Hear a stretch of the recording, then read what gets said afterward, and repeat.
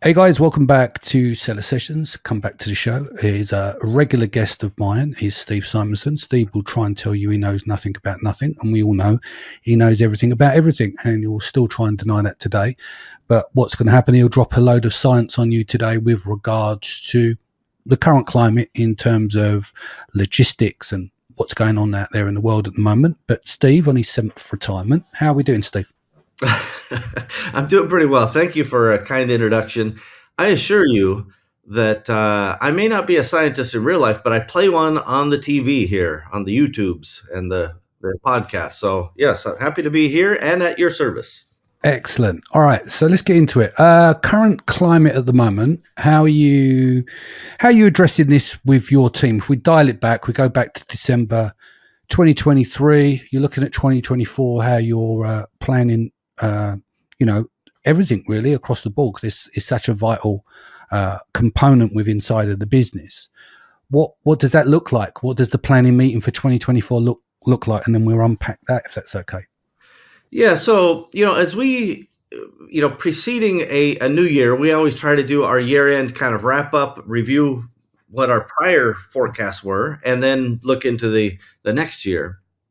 And that's a normal course of business. Everybody, I think, should have some process along that line. And we're no different. The first thing that we looked at was the potential supply chain problems, right? So going into the end of last year, the world again has decided that its mind is optional. It doesn't have to keep its mind. It can lose its mind. And so the supply chain became a larger factor, where we have seen, there's pre-COVID, which was fine. It was just kind of a normal way to do things. Then COVID kind of messed up everything. The post-COVID scenario screwed up supply chains, or orchestrated a method of getting those from chaos back to order. And then everybody saw the container prices fall. And so we expected a steady as she goes scenario, even with, wars here and there. But we were wrong for sure, because nobody saw the Houthis jumping out of the Joker's wild box and becoming like one of the largest factors in supply chain. So although we thought about, what are we forecasting for container costs for next year? What are we forecasting for transit times and those types of things? We're wrong on a lot of that stuff, because in the span of the last, let's just say 90 days, all of that has changed. And so, from a planning perspective, I still think people should do the process, and then you just deal with reality. And so this, if you don't mind unpacking, gives 2 or 3 examples, things that you put in place in the first 90 days, which were woefully off and that you had to do a course correction on. Well, so we were, basically we had a contract, still have the contract, but there's one little nuance to contracts. It only is in effect with container organizations, freight organizations, if they pick up the container. So that's it's a fair thing, right? Because they go, hey, we don't have to pick up something if we don't want to. But the contract basically landed containers, 20 footers, into Seattle for around $1,050, including not customs or, not duties, but any customs clearance, all that kind of stuff. So really cheap rate. And that was obviously down from the COVID nuttiness substantially. And that has now doubled, tripled, and looks to quadruple in terms of the spot rates that are available. So right now, the contractors, they won't pick it up. And that was for most ports to Seattle. So then also the transit time has increased. And that's just on the logistics side. China continues to present its own challenges in terms of its economics that have been variable. So 3 things. We were wrong about the timing of containers. We were wrong about the cost of containers. And I think we've been generally right about the, let's just call it the China slow meltdown problem. And so that I think we're largely managing well. But the container stuff we did not expect. But it's back on course now. Although you're paying 3 to 4 times higher and there's a bit of delay, you've edged it back into So it's Yeah, sequenced, to a certain level. You've yeah. made the So adjustment. in terms of, Mike Tyson had a great saying, something like, it's nice to have a plan until you get punched in the face, right? And Yeah, then you just deal with what you deal with. yeah. So The term is everyone's got a game plan until you get punched in the face. Yeah, there you go. Yeah, and it will come to yeah. pieces. Yeah. I will slaughter other quotes throughout the day here. So, No, don't, don't but worry. the I'm whole here all point week. is, Yeah, yeah, yeah, we've been punched in the face, and yeah, it's a global punch, and there yeah. are many moving parts that we can't yet predict. So, yes, we're coping and we're getting things done, and luckily there was a lot of capacity in the system. That's why container prices were falling, and now it depends kind of on who you are, how easy and how those containers move, which is a new element. Right. Uh, What do you mean by that? The influence that you had by the volume that you partake in per year, or it depends on who owns the container ship line. right? Okay. Yeah. Yeah. So there, um, yeah, it appears that there is specific targeting or non-targeting of different people for different reasons. And all of that just means chaos. Like, I hate chaos. I hate surprises. And so from a supply chain sense, we just have to say, what are we doing? And what slack is in the system that we can, allow for, delays or problems. And so, it's taken a little bit of an adjustment here. And I don't think we're fully, ironed out all these little problems. So I don't know if you remember back in the COVID time, we talked about the whiplash in supply chain. Yeah. And It was like an elastic band that it just sprung back, didn't it? yeah, and it's like all of these problems have to kind of work their way through to normalize, and we're not fully through the bullwhip effect just yet, but we'll get there. And we're just business people trying to get things done. So we don't have time to solve geopolitics. We don't know, all the details, and certainly we're not on the ground trying to fix those details. So No, but it's trying to understand the dynamics of it. You want to see, well, what's the problem and what's in our control? Because obviously a lot of stuff is outside of our own control. Let's talk about the slow melt. You talked about China, the slow meltdown. Do you want to unpack that a little bit? Because you mentioned it, but we didn't go into it. Yeah, so a couple of years ago, I was actually in London for seller sessions, and I gave a little, hey, here's what I think is happening in China. 22, And yeah. Yeah. that was, a couple of years back. And more or less, I'm like, hey, here's some indicators that are things that we kind of watch, and we take those indicators and we try to figure out what's going to happen next. And I would have to say, although we did not see the Houthi thing coming, we definitely have watched this China situation unfold. And most of the predictions have been kind of on par, which is liquidity is coming out of the system. That means less capital flowing in China. And sellers may say, well, why do I care about how much capital is flowing in China? And the answer is, the more capital, the more the factories have the ability to operate, the easier it is for them to get loans. The easier it is for you to get terms, all of those types of things. And not only is liquidity going out of the system, it's not like a credit tightening. It is I'll just tell you, China has been operating for the past 30 years like a giant Ponzi scheme. Like, I used to go to China and people go, why are there 10 lanes on each side of the freeway and we're the only car we've seen for the last 2 hours? And I would pat him on the head. Hey, little buddy, you just don't understand. China's building for the next 100 years. Their population's giant and it's growing and blah, blah, blah. But they should have patted me on the head and say, hey, dumbass, that's not actually what's happening. They're building infrastructure they don't need for a shrinking population, which is a waste of capital. And all of these things. So you have Evergrande, which is kind of the housing meltdown, which is 30% of GDP and most people's wealth. That's disappearing. You've got overbuilt infrastructure that's taking capital out of the market. And then you've got the shadow banking industry also collapsing and taking people's, life savings, their fortunes that they had amassed in this Ponzi scheme. So it's like Bernie Madoff, except, a 1,000 times higher scale or 1,000,000 times higher scale. So it's quite serious. And what that means to sellers is factories are going out of business. Like, that's happening. I I have examples and a series of examples of people who have paid and then not got their stuff. That's a difficult situation. So I highly recommend to sellers, if their order volumes are in the tens of thousands, so a PO is tens of thousands, and they're ordering 500,000 at least, probably 1 million or more, then they can get terms in China. It is possible for pretty much anybody, as long as they have a year history and sufficient volumes. If you're asking somebody to finance you on a $90 sample thing and you're doing 10 of those a month, like, that's not worth the paperwork. But you can get terms. I think you should get terms, because when people go out of business, your only leverage is, you didn't pay them yet.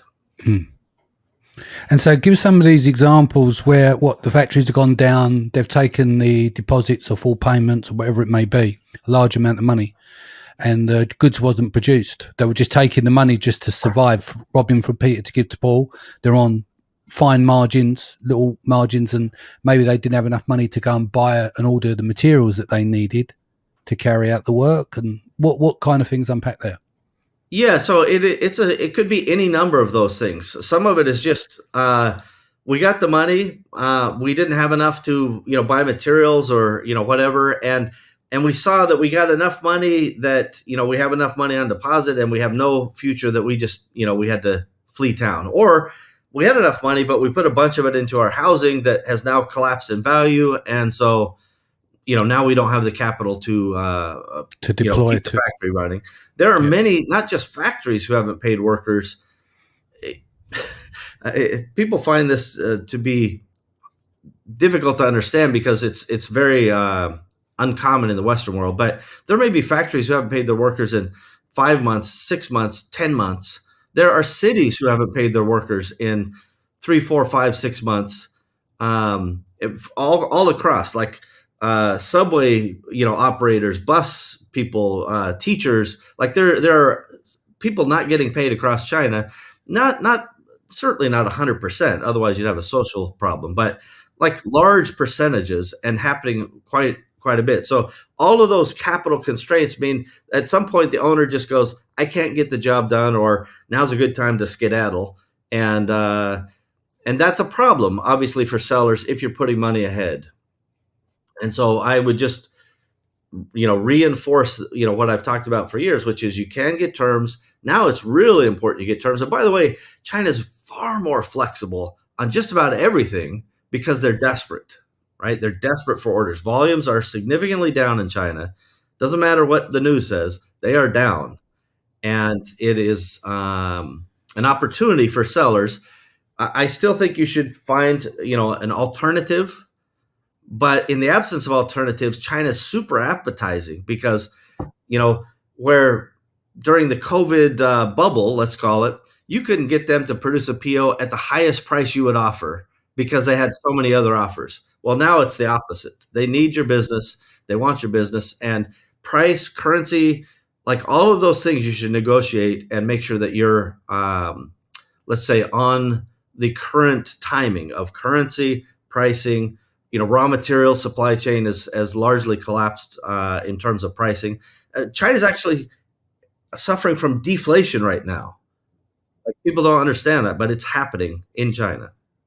Okay, so really sellers are in a good position rather than a poor position, but as long as they are getting the terms instead of paying large amount of money up front, because they're at a higher risk of not seeing that return, i.e. getting the stock.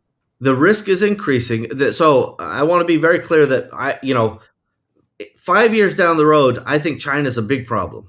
I don't think it's a problem in 2 years or 3 years. And it's not like there's a switch that will go off. It's just kind of a steady decline of, let's call it reliability, affordability, et cetera, et cetera. But right now, there's this weird gap between, let's just call it some big geopolitical standoff, and the economics of China, which is a huge opportunity for sellers. So, while I want them to pay attention to the future, I don't want them to, cut off their nose to spite their face. So, as they have relationships, just try to mitigate the risk in those relationships, terms, making sure you're paying, the best price possible without without sacrificing quality. If you just demand a lower price, you will get something that looks the same to you, but the quality has been compromised in some way. So I always say this: read Poorly Made in China. And Paul Midler has a second book called What's Wrong with China. You want to understand what's happening. Those things, those works are, I think, quite important. Yeah. You mentioned diversification. What have you done in the last couple of years to move away some of the products that you produce out of China?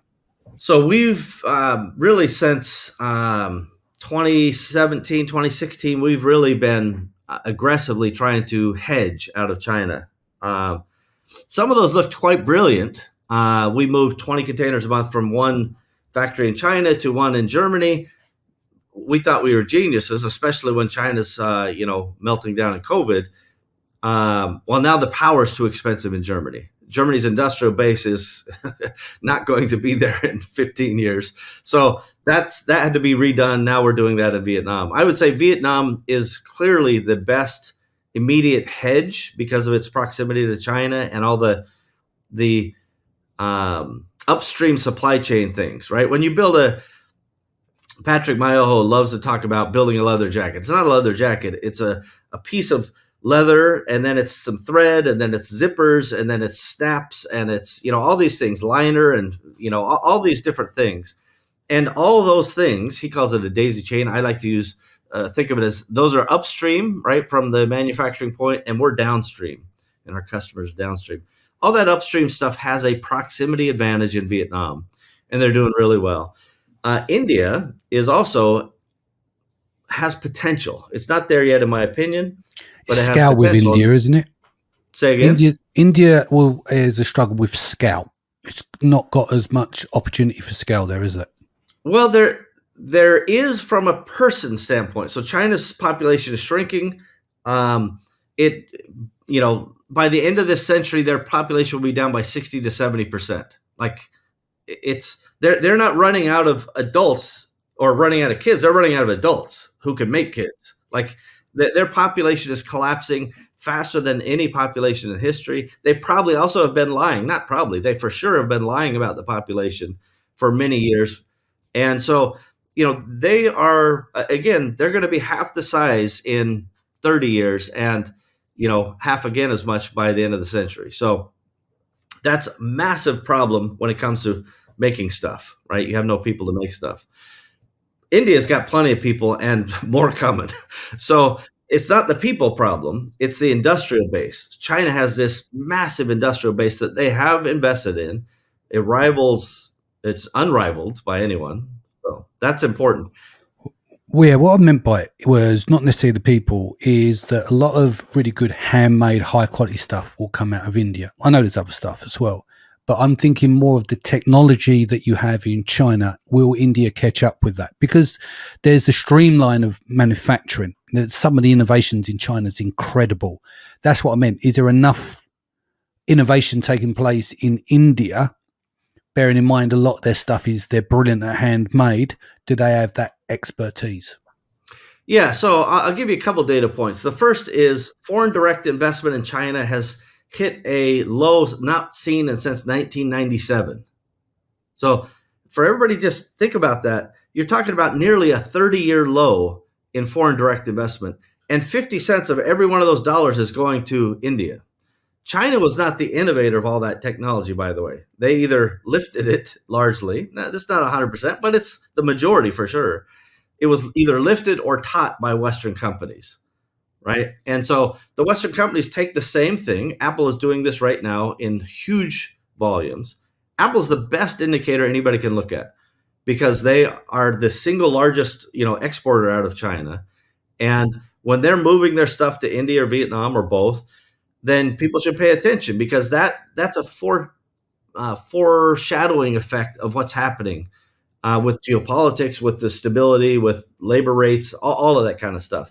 So foreign direct investment massively down, a lot of it going to India. That means infrastructure-wise, where they lack, technology-wise, that supply chain upstream stuff that we talked about, all of that will take some time. And I've been to India, and one of the products that we buy, the best factory I ever saw was in India, and it's all automated, very high technology. It's a plastics based thing, and it's the best factory I've seen in the entire world, bar none. Bar the U.S., Germany, Canada, whatever.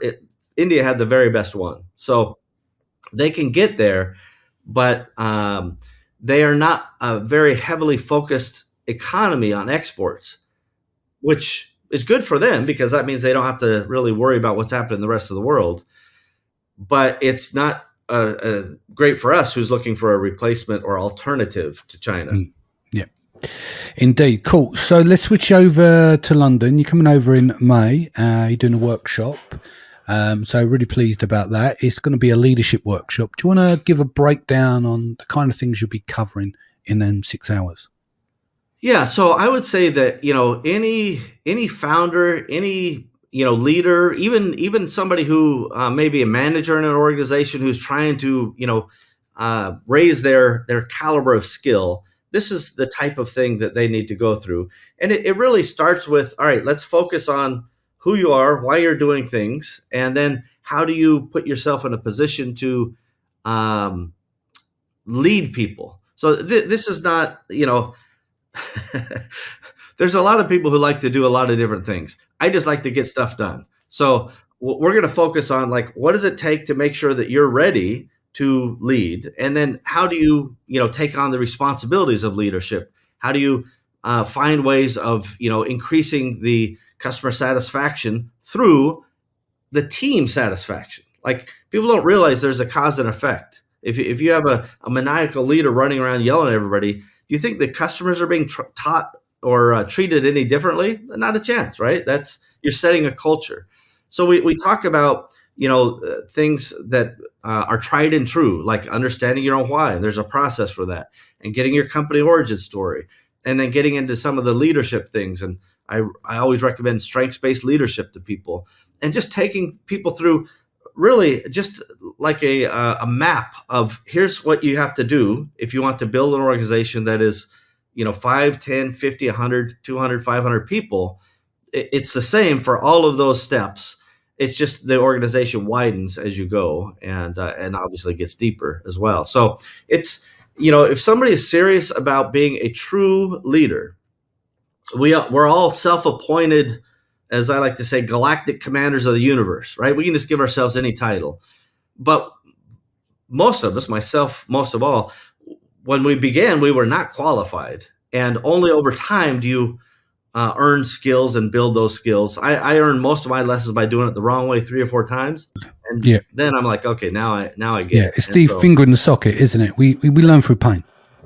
Yeah, I'm a great learner through pain. Yeah, I got a lot of scars on my back. So it really is just saying, hey, you want to be a leader, you want to be an executive, you want to be somebody who you can call, whether it's a CEO or a VP of finance or whatever. Come and let's talk about it. But it's a very small group, and I'm going to share 30 years worth of scrapes and scraps that I hope helps people. Yeah. Cool. So, Steve's workshop will be on the Friday, run from 10 a.m. till 4 p.m. It will also be speaking different content, but at Seller Sessions Live on the Saturday. Go and grab a ticket, sellersessions.com/live 2024. There's the super early birds. The early birds are gone. There's some general admission. Tap me up and I'll do a discount code for you on the conference tickets. And there's also VIP dinner tickets. We make it a complete weekend. People flying from all around the world Friday through till Sunday. We've got John Durkis coming over, making his debut. We've got Brandon Young making his debut. He should have been here in 2022, but because of COVID, obviously Sharon will be back. We've got it'll be the last one by Adam Heist. Last time you'll see him on stage until he comes out of retirement again next year, I suppose. But we've got him coming over. We've got Colin Raja. We also got Gracie Rybeck, and a number of others will be there on the day. Tickets are $3.99, but I'll do a £50 off discount code. So drop me a message and I'll do a code on that. And check out Steve's workshop. Steve, before we go, what's the best way that people can reach you? Yeah, I reckon if people want to track me down, I'm on the social medias occasionally, not super actively, I'll be honest, but if you really want to find me, you go to seller sessions. Like I'm not going to or that other many events fancy as well. things. You travel, didn't you? You spend your time with entrepreneurs, less on the phone, less on email, less on social, more in person. Yeah, and increasingly less in person. So I'll be at Prosper, but I'll barely be in the Prosper show. I don't think it has that much value. But like I encourage people to get out of their basement or their building or their whatever they got and go talk to other entrepreneurs. I do that for my own businesses, and you can also if people really want to track me down, steve@parsimony.com is my email. If you email me and you ask me questions that I don't know the answer to, I won't respond. Yeah. Okay. Fair enough. Straight talk. Cool. Steve, thank you for giving up your time and attention today. Look forward to seeing you over in May. Guys, hope you enjoyed the show. Any questions, feel free to drop us a message. Sharon will be back soon. I'll be back here next week. Take care of yourself and your family. Much love, and I'll see you again soon.